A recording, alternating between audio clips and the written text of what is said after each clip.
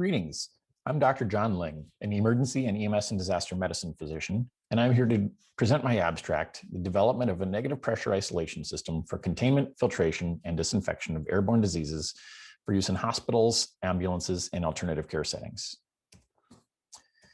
My clinical experience over this past year has shown me that we have significant gaps in our system's ability to contain airborne infectious diseases. In fact, only 2 to 4% of hospital rooms across the United States are actually constructed as airborne infection isolation rooms, also known as negative pressure rooms. Trying to expand on this capability is very expensive, as new construction of a negative pressure room runs about $110,000 US. Additionally, lack of negative pressure rooms has restricted our ability to provide some important therapeutic interventions that would be considered to be aerosol generating procedures. This includes bag valve mask ventilation, delivery of nebulized medications, use of non-invasive positive pressure ventilation, and performance of endotracheal intubation. The challenges here are amplified in a lot of emergency departments, ambulances, and other alternative care settings where use of a negative pressure room isn't feasible because of the physical construction of the environment. So our solution is to develop a portable and compact negative pressure isolation system that can be used across a variety of clinical environments. So here we see a picture of our prototype deployed in a typical curtained emergency department room. Our prototype will help contain droplets and aerosols generated by a patient utilizing a bonnet assembly that fits over the top of the patient's head and torso.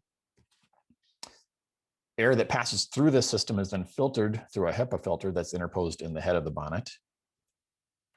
And in case something manages to get past the HEPA filter, we've also included ultraviolet germicidal irradiation within the airstream to help disinfect the airstream. As mentioned before, one of the goals of this device is to help it allow use of aerosol generating procedures outside of typical negative pressure rooms. So use of this device would let us perform those AGPs in places like ambulances or curtained emergency department rooms, as well as alternative care sites where we don't otherwise have existing negative pressure capability. The bonnet is designed to be collapsible along with the duct and fan so that it can all be stored within the fan box. So the entire unit can be transported easily and basically serves as its own container. We also wanted to make sure that this was as easy to assemble at the bedside as possible and made sure that the components could be put together without use of tools.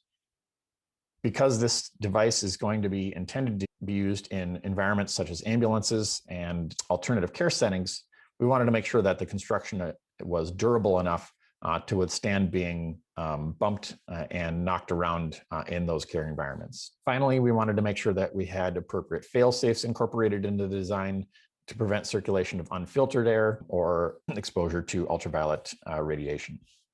We have performed some preliminary testing of our concept and have found that we were able to achieve a volumetric flow exceeding 12 air changes per hour, which is the CDC requirement for a negative pressure room. And we've also found that our minimum continuous inward airflow or face velocity at the aperture of our bonnet exceeds 75 cubic feet per minute, which is both the United States and European standard for the face velocity of biosafety cabinets, which are constructed with a similar function as our device.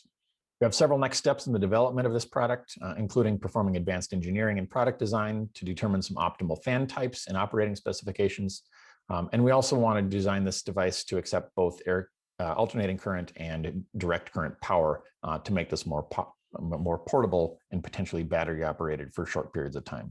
Complete functional assessment needs to be completed as well, including visual smoke pattern analysis and aerosol leak testing, airflow velocity and volumetric flow measurements, and spectral analysis and fluids calculations to ensure that our UVGI accomplishes appropriate viral log reduction. In conclusion, we feel that bringing this product to market will enhance our capability of reducing healthcare personnel exposure to airborne infectious diseases in settings outside of traditional negative pressure rooms. We also believe that this is going to be an enabling technology that will help facilitate use of aerosol generating procedures in settings where negative pressure containment and filtration of diseases is not yet practical or possible. Thank you for your attention.